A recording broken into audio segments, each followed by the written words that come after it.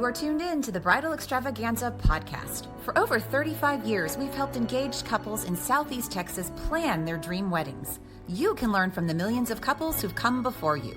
On this podcast, we'll introduce you to the wedding and event professionals who can make your dreams come true. Wedding and event planning can be easy and fun. Stay tuned.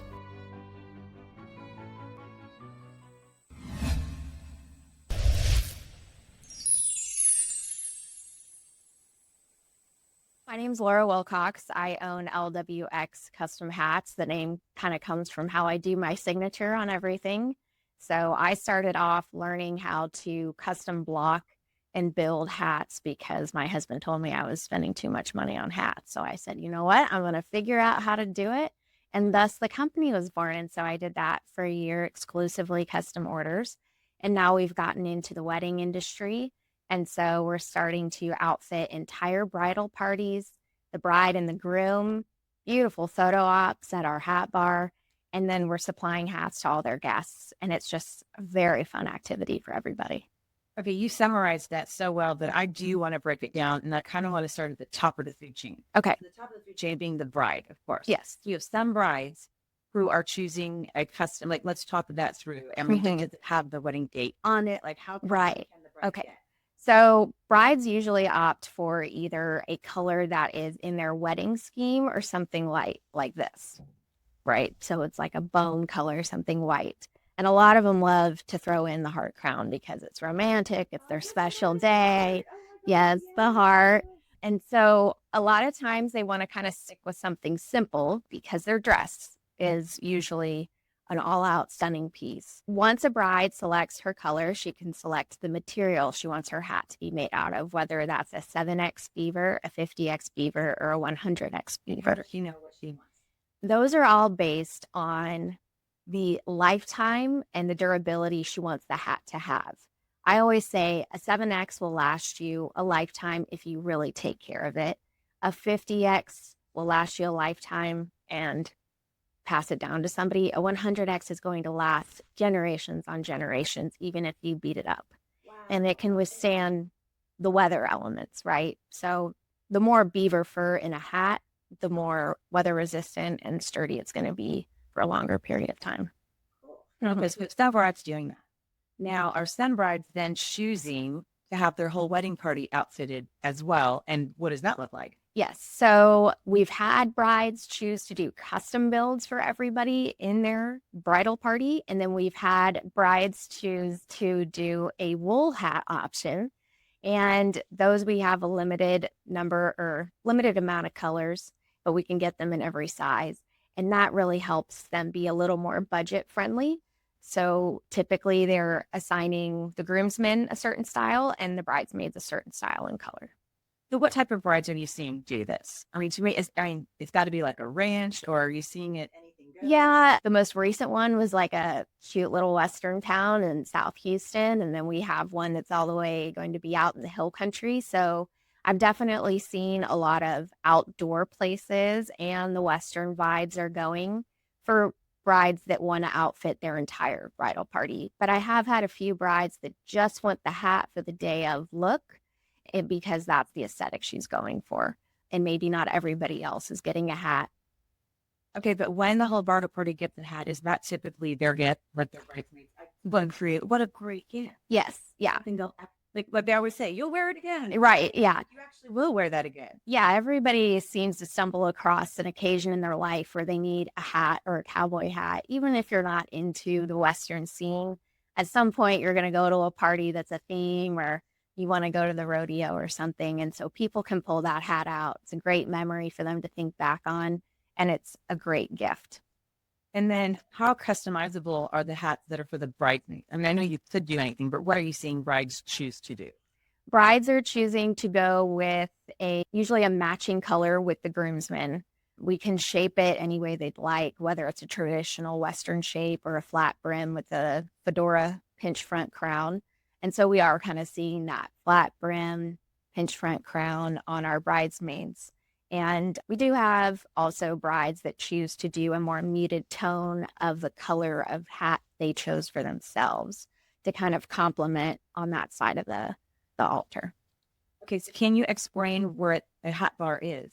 Okay. Yeah. So a hat bar, I didn't make it up, but in my mind, it was something that I really love letting somebody kind of explore their creative side and put a hat together. And I was like so fulfilled by how happy they were. And I said, I want to take this to bigger places and let other people offer this to their friends and family and everything like that. So when we show up with our hat bar, we show up with a bunch of already made hats that have no kind of embellishment on them. We lay out all our hat bands, our feathers, we bring our branding irons.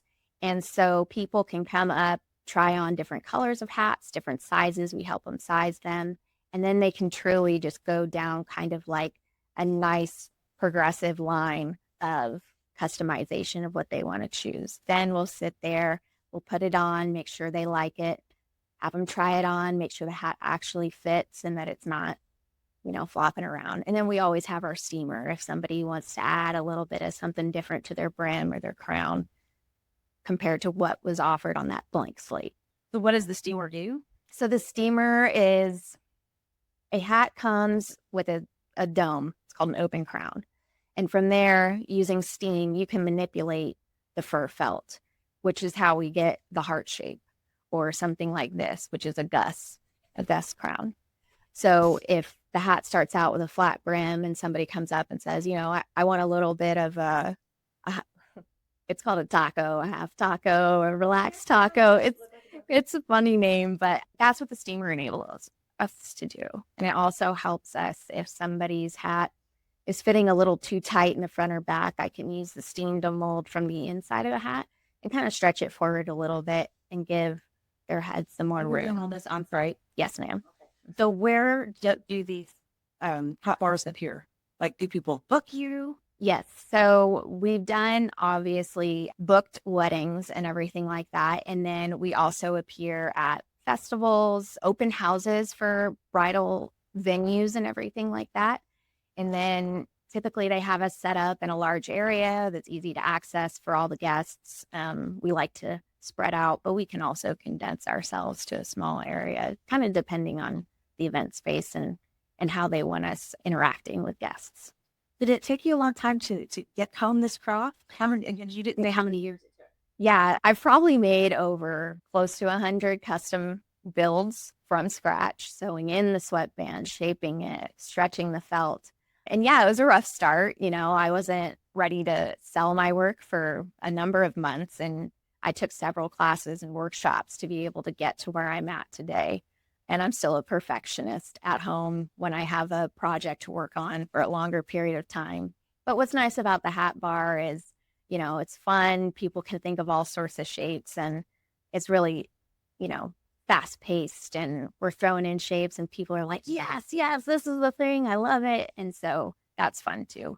And I've gotten to that point where I'm confident in those shapes and I'm ready for those people to go out and enjoy their evening and the hat looks great. And so if you had to summarize the company, you're doing the custom, you're doing where someone's gifting and bringing the whole bar, or you're just at a festival one-on-one to a customer maybe you've never met before. Correct. Buying a hat. Yes. And you also are selling on your website too, right? Yes. So our website platform is mostly geared towards those custom builds. Choose your color, choose your shape, choose your material. But we also have hats that I've already decorated and assembled for sale. If somebody wants one, it's a one-of-a-kind edition. Those are also available. But yes, so we're doing our custom builds. We're doing weddings, wedding parties, gifts, favors, and then we're doing large or private events where we're interacting with guests of a host, whether that's a festival or a corporate Christmas party.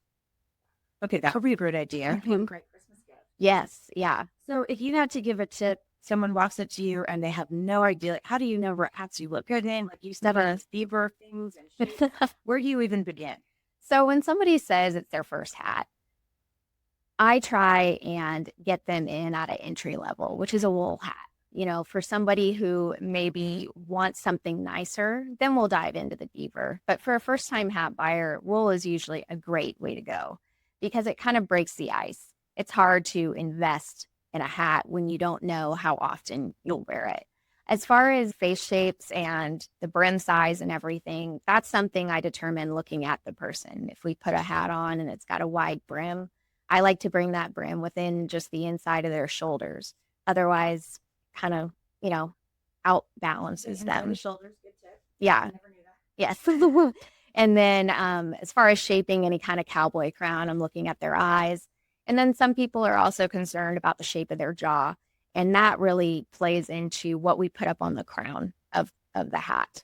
I don't generally have people that are too concerned, but it has happened, oh, I have a square jaw. What should I do up top? We don't want to, make it all look too blocky. Let's bring the front, pinch the front in. That way we have some kind of progression of the shape of your face and the shape of the hat. And so is this a nationwide happening because of the website? Yeah, we've entertained offers to go out to California, New York. We're still so small business here in Houston. We run out of our home, but we ship nationwide. And so it's also very accessible, we feel, to give us a call. We'll talk you through all your steps. And no matter where you are, we've sent one up to Bozeman, Montana, and the gentleman wore it elk hunting, bow hunting, for elk. So our hats have kind of gone anywhere and everywhere and are used for a lot of imaginative things. How exciting. And so how can couples reach you? Or is there anything else about the company that I didn't have that you think is important for people to know? I think we've summarized it pretty well. Yeah. Mm-hmm. It's a great little niche. Yeah. Yes. And we always, at the Bridal Extravaganza, we always want to support local and small businesses. So we're excited to watch you grow and for you to have such a creative product that nobody else has, which is very exciting.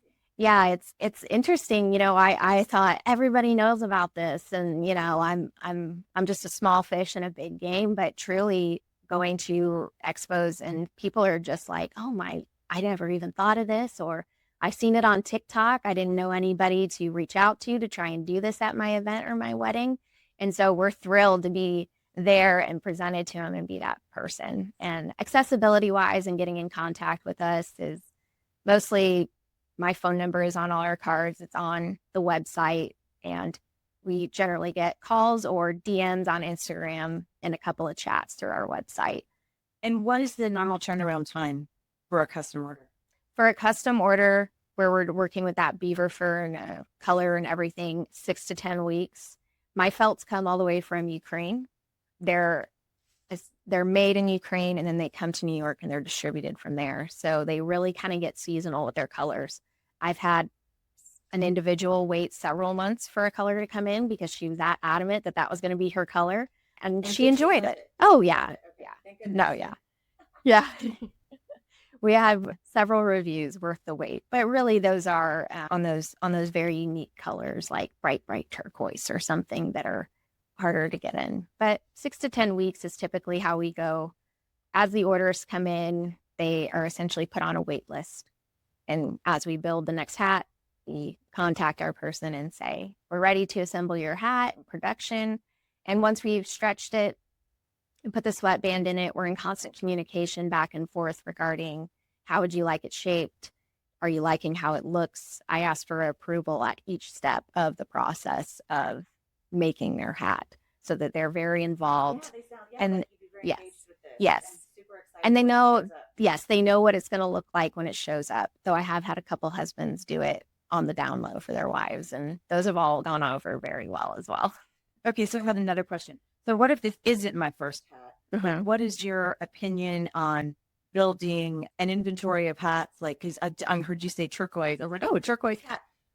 A person that would buy turquoise hat probably already has brown, black. Mm-hmm. Right? Like, yes. They have a assortment. The color that gets ordered the most is my baby pink. People are very attracted to it, and I promote it because a lot of people don't think about this, but pink goes great with almost any color in your wardrobe, especially people who have a lot of darker tones like blacks, or if they're very cream and neutral, that pink can kind of work with anything. And I always try and match the hat band to their wardrobe primary colors, especially if somebody's not seeing something right out off the bat that they want to put on their hat. But yes, I think everyone should have at least a straw and a felt hat for summer And then as we get into our colder seasons, white shoes. Like what? it's the same timeline as wearing white. Any person who's wearing their hat 24/7, I know cowboys that wear their felt all through the summer. But they wear those hats out and have to get a new one every year. So my stance on it is, if the weather is still that warm and that hot that you're sweating, a straw is perfectly acceptable. But a lot of people say they can't really notice the difference between the warmth on their head in the summer or the winter if they're wearing a felt hat. So if you want to be super strict and follow that rule, you can. I have met some customers that are very hard-lined about it, but down here in Houston, I feel like you could wear a straw acceptably into October. Okay, with so our you heard it here. Laura says we can. Yes, you can. Thank you for that permission. Yes. Anything else that we need to know about hats? This has been a very entertaining and exciting and educational. Yeah. So with hats, it's so traditional. It goes all the way back to the buckaroos and everybody who is moving cattle across the western part of the country. And so you have a lot of traditional shapes. But the great thing about hats is each hat tells a story. And if you are looking for a hat, you don't have to stick to that traditional shape and meaning. The purpose of a hat is just like the outfit you put on. It's supposed to describe you, give you a vibe, and a lot of people put memory into their hat. I was out in Arizona, and I kind of want to put all my stuff from Arizona on my hat. So when I'm feeling Sedona-ish, I can wear that hat. And so hats range from traditional Western to high fashion. That's the beauty of them. And they can really be as unique as you are. Are you an entrepreneur or small business owner who depends on the wedding industry to make a living? If so, you are invited to join over 350 regional companies at the Bridal Extravaganza show in Houston, Texas. At our 2-day live event, you'll meet face-to-face with engaged couples who are ready to book your product or service. Log on to bridalextravaganza.com to learn more about our upcoming events.